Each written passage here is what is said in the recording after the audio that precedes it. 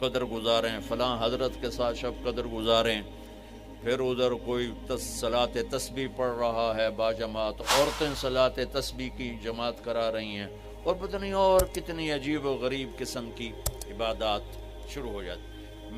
یہ نفلی عبادت ہے، میرے نبی گھر میں پڑھتے تھے. آپ نے اشراق کے سوا ہر نفل گھر پڑھا، ہر سنت گھر میں پڑھی.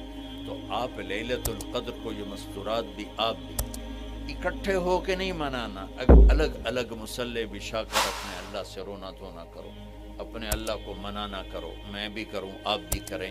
نوافل کی جیسے ابھی شب برات گزری تو اشتہار تھے. میں جا رہا تھا ادھر غلام آباد میں، ایک جنازہ ہو گیا تھا، تو اشتہار فلاں حضرت کے ساتھ شب برات گزاریں، فلاں مسجد میں شب برات گزاریں، فلاں جگہ شب برات گزاریں. بھائی وہ گھر میں منانے کی ہے، مسجد میں نہیں. میرے نبی نے